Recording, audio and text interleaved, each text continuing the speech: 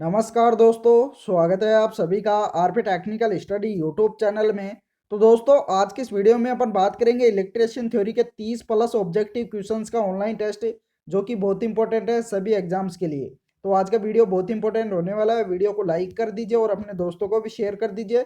जिस दोस्त ने भी चैनल को सब्सक्राइब नहीं कर रखा है वो सभी दोस्त एक बार चैनल को सब्सक्राइब भी कर लीजिए। तो चलिए शुरू करते हैं। तो दोस्तों, आज का हमारा पहला क्वेश्चन है, मनुष्य के हाथ से पैर के बीच प्रतिरोध कितना होता है। मनुष्य के हाथ से पैर के बीच के प्रतिरोध का मान बताना है आपको। फटाफट से कमेंट करके बताइए कि इसका राइट आंसर कौन सा होगा। ऑप्शन ए दे रखा है 100 से 200 ओम, बी दे रखा है 400 से 600 ओम, सी दे रखा है 1000 ओम, डी दे रखा है इनमें से कोई नहीं। तो मनुष्य के हाथ से पैर के बीच का प्रतिरोध कितना होता है, इंपॉर्टेंट क्वेश्चन है, फटाफट से बताइए। तो दोस्तों, इसका राइट आंसर हो जाएगा 400 से 600 ओम होता है। कितना होता है? 400 से 600 ओम। तो राइट आंसर होगा ऑप्शन नंबर बी। अगला क्वेश्चन अगला क्वेश्चन दे रखा है, एक सोडियम लैंप में आरंभ में सोडियम खालिस्तान में होता है, किस में होता है? वाष्प अवस्था में, गैसीय अवस्था में, ठोस अवस्था में या द्रव अवस्था में? तो सोडियम लैंप में आरंभ में सोडियम कैसा रहता है? इंपॉर्टेंट क्वेश्चन है, फटाफट से बताओ इसका राइट आंसर कौन सा होगा। तो दोस्तों, इसका राइट आंसर हो जाएगा ठोस अवस्था में रहता है। आरंभ में सोडियम कैसा रहता है? ठोस अवस्था में। तो राइट आंसर होगा ऑप्शन नंबर सी। अगला क्वेश्चन अगला क्वेश्चन दे रखा है, दिए गए विकल्पों में से कौन सा कंड्यूट का वर्गीकरण नहीं है। इनमें से कंड्यूट का वर्गीकरण कौन सा नहीं है? दृढ़ कंड्यूट, पतली भित्ति कंड्यूट, मोटी भित्ति कंड्यूट या नम्य कंड्यूट? तो इनमें से कंड्यूट का वर्गीकरण कौन सा नहीं है, अर्थात इनमें से कंड्यूट का प्रकार कौन सा नहीं है? तो इसका राइट आंसर हो जाएगा मोटी भित्ति कंड्यूट। राइट आंसर होगा ऑप्शन नंबर सी। अगला क्वेश्चन दे रखा है, तड़ित निरोधक खालिस्तान के बीच जुड़े होते हैं, किसके बीच जुड़े होते हैं? फेज और पोल के बीच, भूमि और फेज के बीच, फेज और फेज के बीच या भूमि और पोल के बीच? तो तड़ित चालक होते हैं वे किनके बीच जुड़े होते हैं इनमें से? तो दोस्तों, इसका राइट आंसर हो जाएगा भूमि और फेज के बीच जुड़े होते हैं। तड़ित चालक किसके बीच जुड़े होते हैं? भूमि और फेज के बीच। तो राइट आंसर होगा ऑप्शन नंबर बी। अगला क्वेश्चन अगला क्वेश्चन दे रखा है, किस प्रकार की मशीनों में तरंग कुंडली को प्राथमिकता दी जाती है? ऑप्शन ए दे रखा है निम्न विद्युत धारा और निम्न वोल्टेज, बी दे रखा है निम्न विद्युत धारा और उच्च वोल्टेज, सी दे रखा है उच्च विद्युत धारा और उच्च वोल्टेज, डी दे रखा है उच्च विद्युत धारा और निम्न वोल्टेज। तो किस प्रकार की मशीनों में तरंग कुंडली को प्राथमिकता दी जाती है इनमें से? तो दोस्तों, इसका राइट आंसर हो जाएगा निम्न विद्युत धारा और उच्च वोल्टेज के लिए तरंग कुंडली को प्राथमिकता दी जाती है। तो राइट आंसर होगा ऑप्शन नंबर बी। अगला क्वेश्चन दे रखा है, वितरण ट्रांसफार्मर होते हैं। ऑप्शन ए दे रखा है 500 केवीए से कम रेटिंग वाले स्टेप डाउन ट्रांसफार्मर, बी दे रखा है 500 केवीए से अधिक रेटिंग वाले स्टेप अप ट्रांसफार्मर, सी दे रखा है 500 केवीए से कम रेटिंग वाले स्टेप अप ट्रांसफार्मर, डी दे रखा है 500 केवीए से अधिक रेटिंग वाले स्टेप अप ट्रांसफार्मर। तो वितरण ट्रांसफार्मर कैसे होते हैं इनमें से? तो दोस्तों, इसका राइट आंसर हो जाएगा 500 केवीए से कम रेटिंग वाले स्टेप डाउन ट्रांसफार्मर होते हैं। कैसे होते हैं वितरण ट्रांसफार्मर? स्टेप डाउन ट्रांसफार्मर होते हैं और 500 केवीए से भी कम रेटिंग वाले होते हैं। तो इसका राइट आंसर होगा ऑप्शन नंबर ये। अगला क्वेश्चन दोस्तों, अगला क्वेश्चन दे रखा है, गीजर का थर्मोस्टेट परिसर क्या है? गीजर होता है, उसका थर्मोस्टेट परिसर बताना है। ऑप्शन ए दे रखा 0 डिग्री सेल्सियस से 80 डिग्री सेल्सियस, बी दे रखा 32 से 88 डिग्री सेल्सियस, सी दे रखा 20 से 80 डिग्री सेल्सियस, डी दे रखा 32 से 100 डिग्री सेल्सियस। तो गीजर का थर्मोस्टेट परिसर कितना होता है? इसका राइट आंसर हो जाएगा 32 से 88 डिग्री सेल्सियस। करेक्ट आंसर होगा ऑप्शन नंबर बी। अगला क्वेश्चन अगला क्वेश्चन दे रखा, जब एक लेड एसिड बैटरी को करंट उच्च करंट से आवेशित और निरावेशित किया जाता है तो उसमें क्या घटित हो जाता है? जब एक शीशा संचायक बैटरी को उच्च करंट से चार्जिंग व डिस्चार्जिंग किया जाता है तो उसमें कौन सी घटना घटित हो जाती है? ऑप्शन ए दे रखा है सल्फेशन, बी दे रखा है अवसादन, सी दे रखा है शरण, डी दे रखा है बकलिंग। तो इनमें से कौन सा दोष उत्पन्न हो जाता है उसमें? राइट आंसर कौन सा होगा? तो दोस्तों, उसमें बकलिंग दोष उत्पन्न हो जाता है। कौन सा दोष उत्पन्न हो जाता है? बकलिंग दोष। तो राइट आंसर होगा ऑप्शन नंबर डी। अगला क्वेश्चन अगला क्वेश्चन दे रखा है, एक नियॉन साइन ट्यूब की अधिकतम लंबाई हो सकती है। एक नियॉन साइन ट्यूब की अधिकतम लंबाई कितनी हो सकती है? 5 मीटर, 6 मीटर, 8 मीटर या 10 मीटर? तो कितनी हो सकती है अधिकतम लंबाई? राइट आंसर कौन सा होगा इनमें से? तो दोस्तों, एक नियॉन साइन ट्यूब की अधिकतम लंबाई 5 मीटर हो सकती है। कितनी हो सकती है? 5 मीटर। तो राइट आंसर होगा ऑप्शन नंबर ये। अगला क्वेश्चन दे रखा है, केबल के जोड़ों के लिए लक्स किस सामग्री से बने होते हैं? लक्स होते हैं वे किस सामग्री के बने होते हैं? टीन व पीतल के, टीन व निकिल के, चांदी व तांबा के, या एल्यूमिनियम और तांबा के? तो लक्स किसके बने होते हैं? तो दोस्तों इसका राइट आंसर हो जाएगा एल्यूमिनियम और तांबा के बने होते हैं। किसके बने होते हैं? एल्यूमिनियम और तांबा के। तो राइट आंसर होगा ऑप्शन नंबर डी। अगला क्वेश्चन, अगला क्वेश्चन दे रखा, आमतौर पर एक फेज वाली मोटर में किस प्रकार की वाइंडिंग का प्रयोग किया जाता है? एक फेज की मोटर में किस प्रकार की वाइंडिंग का प्रयोग करते हैं? Basket type, chain type, diamond type, या कॉन्स्ट्रिक्ट टाइप? तो एक फेज वाली मोटर में किस प्रकार की वाइंडिंग का प्रयोग किया जाता है? इसका राइट आंसर हो जाएगा कॉन्स्ट्रिक्ट वाइंडिंग का। राइट आंसर हो जाएगा ऑप्शन नंबर डी। अगला क्वेश्चन, अगले क्वेश्चन का आंसर बताइए क्या होगा? परमाणु बिजली उत्पादन संयंत्र का ईंधन है कोयला, डीजल, पानी, या यूरेनियम? तो कौन सा होता है इनमें से ईंधन? परमाणु बिजली उत्पादन संयंत्र का ईंधन बताना है। तो इसका राइट आंसर हो जाएगा यूरेनियम। राइट आंसर होगा ऑप्शन नंबर डी। अगला क्वेश्चन, दोस्तों अगला क्वेश्चन दे रखा, हाई स्पीड इस्पात में कार्बन का प्रतिशत होता है? कार्बन कितना प्रतिशत होता है हाई स्पीड इस्पात में? राइट आंसर कौन सा होगा इनमें से? तो दोस्तों इसका राइट आंसर हो जाएगा 0.75 से 1% होता है। कितना होता है? 0.75 से 1% होता है। राइट आंसर होगा ऑप्शन नंबर बी। अगला क्वेश्चन, अगला क्वेश्चन दे रखा, पावर फैक्टर का अधिकतम मान होता है? पावर फैक्टर होता है शक्ति गुणांक, उसका मान अधिकतम कितना होता है? 0 होता है, इकाई होता है, इकाई से अधिक होता है, या इकाई से कम होता है? तो पावर फैक्टर का अधिकतम मान बताना है कितना होता है। तो दोस्तों इसका राइट आंसर हो जाएगा ऑप्शन नंबर बी, अधिकतम इकाई होता है। अधिकतम मान कितना होता है? इकाई। तो राइट आंसर हो जाएगा ऑप्शन नंबर बी।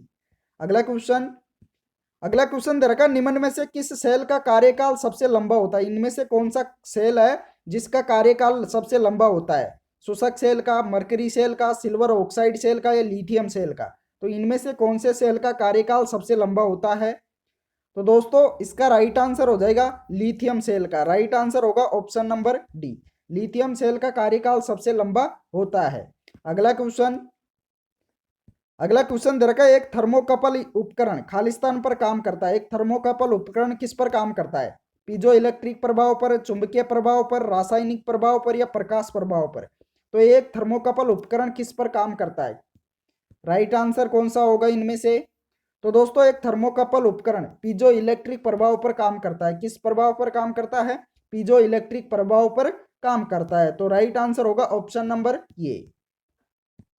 अगला क्वेश्चन दे रखा, दिए गए विकल्पों में से कौन सार्वत्रिक मोटर हेतु गति नियंत्रण विधि नहीं है? इनमें से यूनिवर्सल मोटर के लिए कौन सी गति नियंत्रण विधि नहीं है? ऑप्शन ए दे रखा प्रतिरोध विधि, बी दे रखा अभिकेंद्री तंत्र, सी दे रखा अपकेंद्री तंत्र, डी दे रखा उल्टा नियंत्रण विधि। तो इनमें से यूनिवर्सल मोटर हेतु कौन सी गति नियंत्रण विधि नहीं है? इंपॉर्टेंट क्वेश्चन है, जल्दी बताओ इसका राइट आंसर कौन सा होगा? फटाफट से कमेंट करके बताइए। और सभी दोस्तों से रिक्वेस्ट है कि एक बार वीडियो को लाइक करके दोस्तों के पास शेयर जरूर करना है। फटाफट से सभी, जिसने भी अभी तक लाइक नहीं किया है वो सभी लाइक कर दो फटाफट से, और सभी दोस्तों के पास भी शेयर कर दो। तो दोस्तों इसका राइट आंसर हो जाएगा उल्टा नियंत्रण विधि। राइट आंसर होगा ऑप्शन नंबर डी। अगला क्वेश्चन, अगला क्वेश्चन दे रखा, ताप की व्यवहारिक इकाई क्या है? ताप की इकाई बताना है, जूल, न्यूटन, सेंटीग्रेड, या कैलोरी? तो ताप की व्यवहारिक इकाई क्या होती है?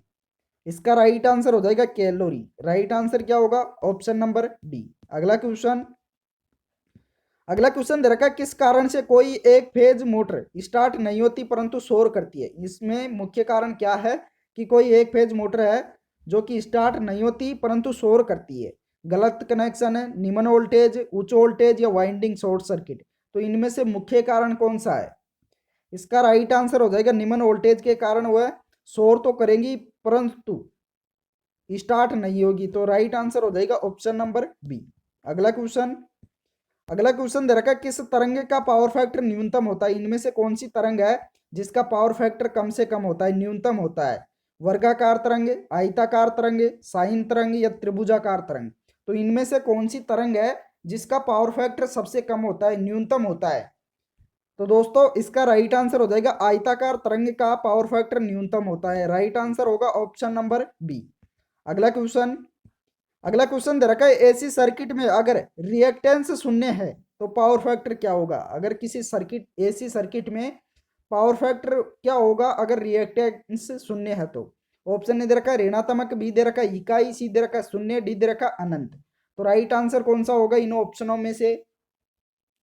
तो दोस्तों इसका राइट आंसर हो जाएगा पावर फैक्टर इकाई होगा अगर रिएक्टेंस शून्य होगा तो राइट आंसर हो जाएगा ऑप्शन नंबर बी। अगला क्वेश्चन, अगला क्वेश्चन दे रखा है निम्नलिखित में से किस तड़ित रोधक में सरज अरेस्टर के रूप में छड़ का उपयोग किया जाता है। इनमें से किस तड़ित रोधक में सरज अरेस्टर के रूप में छड़ का उपयोग किया जाता है। ऑप्शन ए दे रखा रोड गैप अरेस्टर, बी दे रखा हॉर्न गैप अरेस्टर, सी दे रखा थायराइड अरेस्टर, डी दे रखा ये व बी दोनों। तो कौन से तड़ित रोधक में सरज अरेस्टर के रूप में छड़ का उपयोग किया जाता है इनमें से। इसका राइट आंसर हो जाएगा road gap arrester. Right answer होगा ऑप्शन नंबर ये। अगला क्वेश्चन, दोस्तों अगला क्वेश्चन दे रखा निम्नलिखित में से किस कुचालक पदार्थ के लिए डाइलेक्ट्रिक स्ट्रेंथ की माप की जांच की जाती है। अब्रक, चीनी मिट्टी, पैराफिन मोम या ट्रांसफार्मर तेल।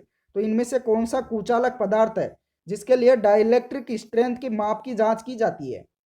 तो इसका राइट आंसर हो जाएगा ऑप्शन नंबर डी, ट्रांसफार्मर तेल की। राइट आंसर होगा ऑप्शन डी। अगला क्वेश्चन, अगला क्वेश्चन दे रखा है किसी उप स्टेशन के लिए निम्नलिखित में से कौन सा सबसे उपयुक्त प्रकार का अर्थिंग है। इनमें से उप स्टेशन के लिए कौन सा उपयुक्त प्रकार का अर्थिंग है। पानी डालना, इलेक्ट्रोड की गहराई बढ़ाना, पाइप अर्थिंग या प्लेट क्षेत्र बढ़ाना। तो राइट आंसर कौन सा होगा इनमें से।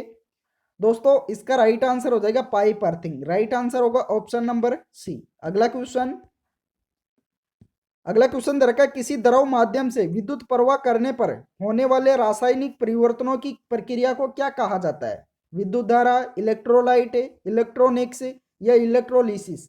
तो राइट आंसर कौन सा होगा अगर किसी द्रव माध्यम से विद्युत प्रवाहित करने पर उसमें रासायनिक परिवर्तनों की प्रक्रिया को क्या कहते हैं। तो दोस्तों इसका राइट आंसर हो जाएगा इलेक्ट्रोलिसिस। राइट आंसर होगा ऑप्शन नंबर डी। अगला क्वेश्चन, अगला क्वेश्चन दे रखा निम्न में से ऐसा उपकरण कौन सा है जो इलेक्ट्रिक सर्किट पूरा करने और तोड़ने के लिए प्रयोग किया जाता है।